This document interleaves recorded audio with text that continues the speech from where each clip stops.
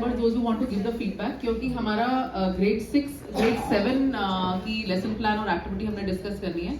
And what we thought of is I'll be presenting the activity and my team members will be sharing what feedback और उनको क्या चीज़ अच्छी लगी इस बारे में.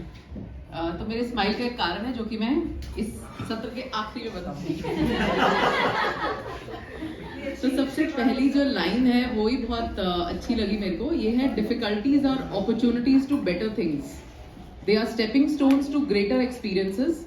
When one door closes, another one always opens, and it's a natural law.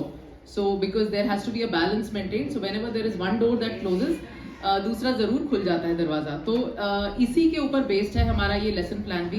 और teachers lesson plan जो है वो प्रोग्रेशन में जा रहा है. उसमें हर सत्र का एक अवधि भी निश्चित करी गई है. और जो हमारा टॉपिक है वो है क्रिएटिविटी एंड एप्रिसिएशन. तो सबसे पहले जब हम शुरू करेंगे we'll set the objectives of the class. There are certain materials जो एक टीचर को सुनिश्चित करने हैं कि वो क्लासरूम में लेके जाएं, और कुछ वैल्यूज हैं. इसमें एक ऑब्जेक्टिव है कि बच्चों को ऐसी क्रिएटिव अपॉर्चुनिटीज प्रोवाइड करी जाए जिससे वो out of the box solution सोच पाएं.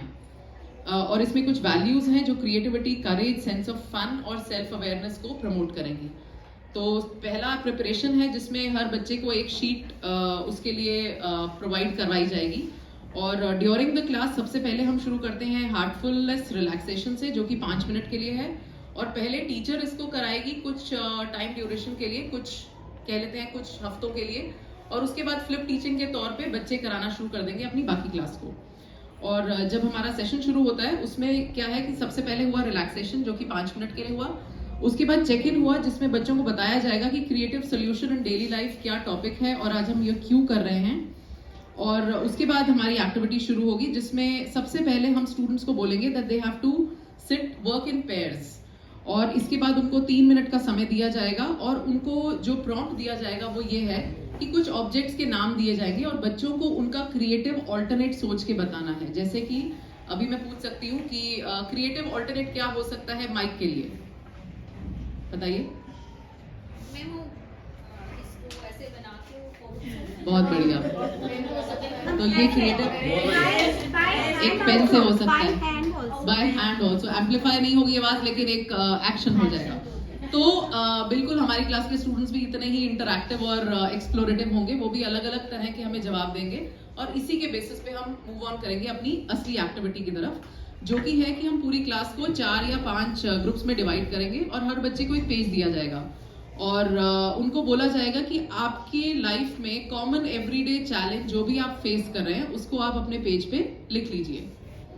और उसमें जो है उनको पर्सनल इन्फॉर्मेशन कोई नहीं देनी है, क्योंकि ये हो सकता है कि जब हम चैलेंजेस को पर्सनल इन्फॉर्मेशन के साथ रिलेट करेंगे तो वो व्यक्ति आइडेंटिफाई हो जाए, जो कि हम नहीं करवाना चाह रहे यहाँ पे.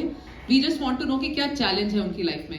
पूरे ग्रुप ने अपने अपने चैलेंजेस अपने अपने पीस ऑफ पेपर पे लिख लिए. उसके बाद वो व्यक्ति अपना चैलेंज अपने ग्रुप में पढ़ के सुनाएंगे और हर टीम मेंबर उस चैलेंज को सुनेगा और उसके लिए एक पॉसिबल सोल्यूशन अपनी तरफ से ऐड करेगा. ये जब सारे मेंबर सोल्यूशन दे देंगे उसके बाद सपोज मैंने चैलेंज पोज किया था, उसके बाद मैं अपने पेपर के ऊपर अपना फेवरेट सॉल्यूशन जो मुझे लगा सबसे फीजिबल है, मैं कर पाऊंगी, मुझे अच्छा लगा, सूटेबल लगा अपनी तरह के नेचर से, वो मैं अपने चैलेंज के पीछे नोट कर लूंगी. तो वो मेरे लिए एक टेक अवे हो गया उस सेशन का. और ऐसे ही हर मेंबर को ये अपॉर्चुनिटी दी जाएगी, हर व्यक्ति अपने चैलेंज के पीछे वो सॉल्यूशन लिख लेगा. इसके बाद स्टूडेंट्स को बोला जाएगा कि वो अगले 5 मिनट के लिए इस चीज पे रिफ्लेक्ट करें 3 क्वेश्चंस पे, जो कि है कि आप अपनी लाइफ में अगर आपको फ्यूचर में कोई चैलेंज आएगा तो आप अपने पॉसिबल सॉल्यूशंस के लिए किसकी तरफ रुख करेंगे और आपको क्या लगता है कि ये आइडियाज आपको कहाँ से आ पाएंगे और किसी भी चैलेंज के लिए अलग अलग तरीके क्या हो सकते हैं फ्यूचर में सॉल्यूशंस प्रोवाइड करने के लिए. इन तीनों पर वो रिफ्लेक्ट करेंगे और इस तरह टीचर का जो है लेसन प्लान एक पीरियड में एक्टिविटी उनकी कंप्लीट हो जाएगी. लेसन प्लान का जो फॉलो अप था वो स्टूडेंट्स एक्टिविटी बुक की तौर पे पीछे दिया गया था पिक्चर फॉर्म में, जो कि हमें सूटेबल लगा. Now my team members and Sanjay sir यहाँ पे खड़े हैं. जो भी आपको लगता है फॉलो अप है इसका या फिर सॉल्यूशंस या improvement scopes that you can add. Thank you ma'am. Grade 7 activity का नाम दोबारा पढ़ता हूँ एक बार. Creativity and opportunities. इसमें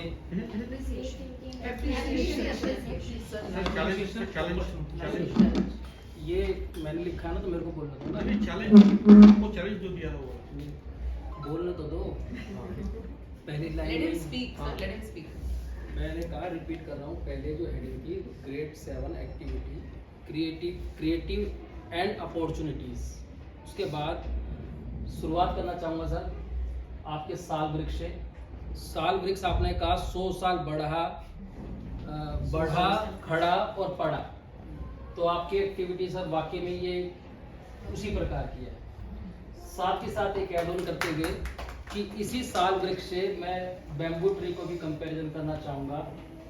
वो तो दिखता है, लेकिन बैम्बू ट्री 5 साल तक जो मैंने पढ़ा, या 3 साल 5 साल तक, उसका ऊपर से जो हिस्सा दिखता है बहुत कम दिखता है, और उसकी जड़ें बहुत गहरी होती हैं जो हमारे एंशिएंट से जुड़ाती हैं। और जैसे ही अगले 6 महीनों में वो एक्सपोनेंशियली बढ़ता है और वो 60 फुट तक हो जाता है। तो सर ये आपकी एक्टिविटी इस प्रकार की है, जो दिखती है ऐसे बड़ी सरल है, लेकिन उसके रिजल्ट एक्सपोनेंशियली आते हैं। इस प्रकार की हमें लगी। इसमें क्रिएटिव होने का भरपूर मौका मिलता है बच्चे को। पिक्चर्स देखी हमने, मैं दिखा भी देता हूँ कि बच्चे को ओपननेस दिया गया है कि इस एक्टिविटी में आप कुछ भी कर सकते हैं। ये नहीं बताया गया कि क्या करना है, वैसे एक सर्कल बना दिया, कीजिए आपको जो करना है, और फ्री माइंड से, फ्रीडम के साथ जो करना चाहे वो कर सकता है। ये असली क्रिएटिविटी तो ये है। उसके बाद एक सेंस जो आती है, इसमें रिफ्लेक्टिव क्वेश्चंस या क्वेश्चन जो 3 टाइप्स के दिए हैं, उसमें एक इस तरह प्रकार के दिया है कि आप जज कीजिए सामने वाले से किससे पूछना चाहते हैं या आपको सॉल्यूशन कहाँ मिल सकता है। ये सारा का सारा नेचुरल प्रोसेस है, और हमने शायद पॉक्सो में पढ़ा था, और उसमें ये लाइन पढ़ी थी कि जहां हमें लगता है कि ट्रस्ट चीज से नहीं मिलना, आपको जहां लगता है वहां जाइए कि किसको आप ट्रस्ट करते हैं, बात बता सकते हैं। उसी प्रकार आपकी एक्टिविटी में यहाँ पर ये है कि आप खुद सोचिए कि आपको क्या लगता है। बहुत अच्छा लगा सर ये, और ये हर एक ग्रेड के लिए, हालांकि छोटे बच्चों के लिए ज्यादा उपयोगी नहीं, वो ज्यादा पहले से ही क्रिएटिव होते हैं। ज्यादा उपयोगी जैसे जैसे एज बढ़ती है उसके लिए और ज्यादा उपयोगी, मतलब उसकी गहराई में जाते तो उपयोगिता उसकी बढ़ती चली जाती है। और एंजॉयमेंट की बात करें तो अभी आपको डेमो आदित्य मैडम ने दिया ही है। क्रिएटिविटी स्टीरियोटाइप होती चली जाती है समय के साथ साथ, लेकिन हमारी स्टीरियोटाइप को तोड़ती है जैसे जैसे हम ग्रो करते हैं। 21st सेंचुरी स्किल्स, वो ये नहीं कहता कि दिमाग आपके अंदर कितना है, वो कहता है आपके पास सॉल्यूशंस कितने, ये बताइए हमारे पास आप क्या कर सकते हैं, हमारी कंपनी को कहाँ ग्रो कर सकते हैं, हमारे इंस्टीट्यूशन को। ये वो सारे के सारे रास्ते खोलती है जो आने वाले 2050 तक, शायद 2050 और उसके बाद भी चलेगी, जिसके बारे में हम अभी तक सोच रहे हैं। और साथ के साथ एक कॉन्स्टिट्यूशनल वैल्यूज को भी जोड़ती है अंडर आर्टिकल 19, जो बहुत ही बेहतरीन है कि हम फंडामेंटल चीजों को भूले नहीं है। सर कुछ थोड़ा दर्द भरी बातें भी अगर आप आगे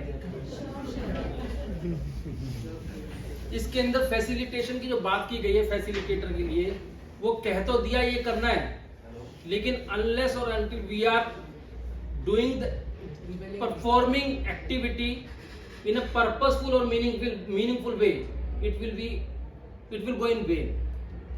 अगर मैं नहीं जानता कि मुझे करानी कैसे है, यानी कि फैसिलिटेटर का रोल सिर्फ 2 पॉइंट्स में लिखकर समेट दिया गया, बल्कि मुझे लगता है फैसिलिटेटर्स का रोल जो है उतना बड़ा महत्वपूर्ण है, क्योंकि ग्रेड एप्रोप्रिएट तभी बनेगी वो जब फैसिलिटेटर का रोल, उस फैसिलिटेटर को पता होगा उसको क्या करना है, कब करना है, कहाँ करना है, किसके साथ करना है। ये बड़ा इंपॉर्टेंट है जो डिफाइंड नहीं है सर। हालांकि फैसिलिटेटर की अगर क्रिएटिविटी को बढ़ाते हैं तो हमारी एक्टिविटी वैनिश हो जाएगी।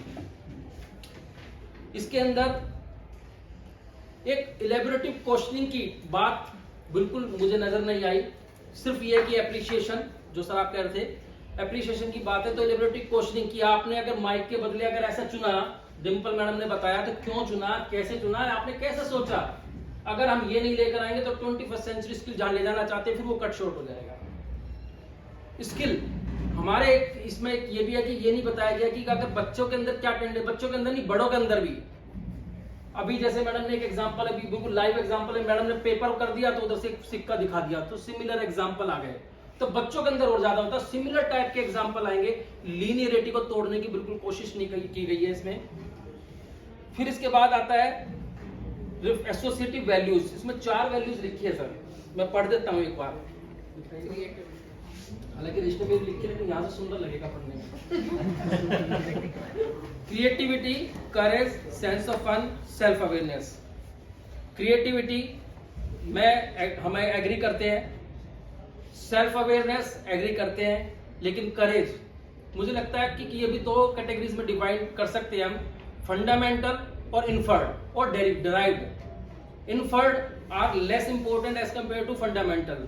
तो फंडामेंटल इसमें मुझे नजर आ रहा है क्रिएटिविटी, सेल्फ अवेयरनेस है, और इन्फर्ड वो आ रहा है courage and sense of fun. क्योंकि सेंस ऑफ फन तब आएगा जब आपका IQ से EQ, EQ से SQ, SQ से HQ जाएगा। क्योंकि HQ का बाद वाला हम प्राइमरी ले रहे हैं, तो मुझे लगता है एक दूसरे को कॉन्ट्राडिक्ट कर रही है बातें। इसके बाद ये तो लेते हुए साथ के साथ एक ऑर्डर भी बड़ा इंपॉर्टेंट है। मुझे लगता है कि इसमें ऑर्डर का ध्यान नहीं रखते, माफ कीजिएगा। हम किसी भी एक्टिविटी को लेते हैं तो प्राइमरीली हमारा क्या उसमें डेवलपमेंट की वैल्यू होगी। पहला क्रिएटिविटी की एग्री, फिर करेज आएगा। करेज किसमें नहीं आता, मैं खड़ों की बात कर रहा हूँ, करेज आएगा। तो करेज प्राइमरीली वैल्यू नहीं है। सेंस ऑफ फन, अगर मुझे अच्छा लगने लगेगा तो फन आएगा, लेकिन ये प्राइमरीली नहीं है इस एक्टिविटी की। हाँ, सेल्फ अवेयरनेस, तो इसका ऑर्डर भी बड़ा इंपॉर्टेंट है सर। 4th पॉइंट जो इंपॉर्टेंट है वो सेकंड पे जाना चाहिए, और जो दूसरे 2 पॉइंट है वो मिनिमाइज करके, हालांकि इसको फर्दर डिवाइड कर दे इन्फर्ड और ड्राइव में, तो इट विल बी बेटर।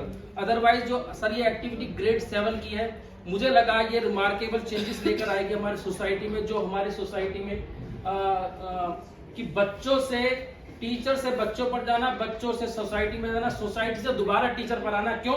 क्योंकि स्कूल भी सोसाइटी का एक अभिन्न अंग होता है। उस प्रकार से ये काम कर रही है, और वाकई में रिमार्केबल, रेस्प्लेंडेंट आपकी सारी एक्टिविटी है, मुझे बहुत अच्छी लगी। Thank you sir.